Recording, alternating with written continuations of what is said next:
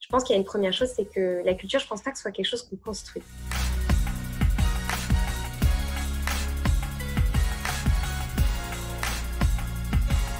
La culture, ce n'est pas un programme RH. C'est ça qu'il faut avoir en tête.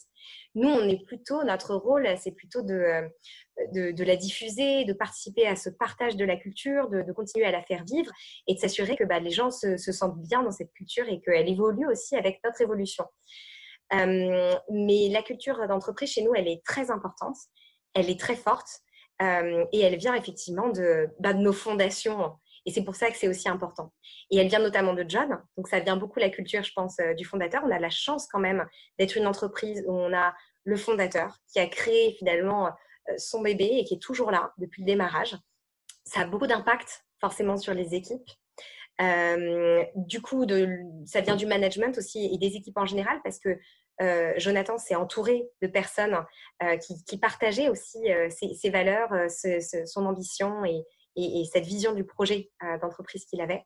Donc, on a travaillé avec un partenaire et on a fait beaucoup de workshops à l'époque avec nos équipes. Donc, sur deux choses. Un, sur la façon dont on voulait travailler ensemble. Et le team spirit, donc le travail d'équipe, c'est une de nos valeurs clés.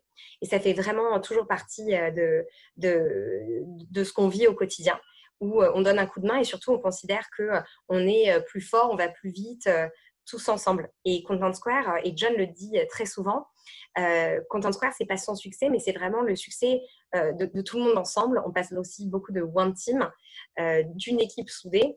Et voilà, on est tous dans le même bateau et c'est ça qui va faire le succès de l'entreprise.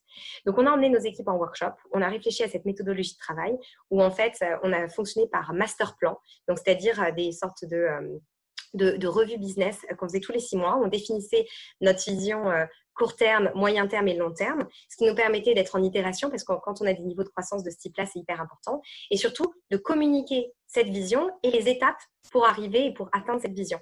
Et chacun ensuite avait la vision de ça. Il pouvait se dire, tiens, j'ai envie de contribuer sur ce projet, etc. Donc, de façon très collaborative. Ça, c'est la première partie. Et l'autre exercice qui a été fait, c'est de travailler sur les valeurs. Et en fait, les gens ont répondu à des questions qui étaient, voilà, quelles sont aujourd'hui les valeurs qu'on voit dans l'entreprise, quelles sont les valeurs aussi personnelles. Et du coup, on a pu matcher tout ça et se dire, si on veut formaliser un petit peu les choses pour pouvoir expliquer aux gens qui on est et comment on vit les choses chez nous, et voilà ce que sont les valeurs de l'entreprise. Et en tout cas, depuis le démarrage, c'est quelque chose qui a été co-construit. Et ça aussi, c'est assez rare parce que souvent, les valeurs, c'est quelque chose qui existe aujourd'hui dans toutes les entreprises. Et souvent, c'est quelque chose qui est venu de façon un peu plus top-down. Mais chez nous, ça a été depuis le début une co-construction et quelque chose qui vraiment a émané de la collectivité. On a besoin d'engager les gens autour d'une vision commune et surtout de ne pas se tromper sur les gens qui nous rejoignent parce que moi, je suis sincèrement convaincue que tout le monde n'est pas fait pour aller dans toutes les entreprises et que ce n'est pas grave en fait. Mais qu'il faut juste bien avoir conscience et il faut être très transparent sur qui on est et la façon dont on fonctionne pour que les gens qui nous rejoignent, il n'y ait pas de déception, en tout cas, il n'y ait pas de mauvaise interprétation et voilà. Donc ça, c'est important. Et d'ailleurs, quand il y a un problème de ce que nous, on appelle le fit culturel, donc c'est l'adéquation finalement à la culture, les gens, quand ils ne se retrouvent pas là-dedans, quand ils ont l'impression d'être en décalage par rapport aux valeurs, ça marche difficilement. C'est un peu le concept de la famille, c'est-à-dire que si on ne se retrouve pas dans notre famille et qu'on n'arrive pas à trouver ce sentiment d'appartenance, c'est compliqué. Et donc, en fait, c'est cette vision commune et c'est ce sentiment d'appartenance très fort qu'on a envie de pouvoir répliquer. Et donc ça passe par plein de choses chez nous.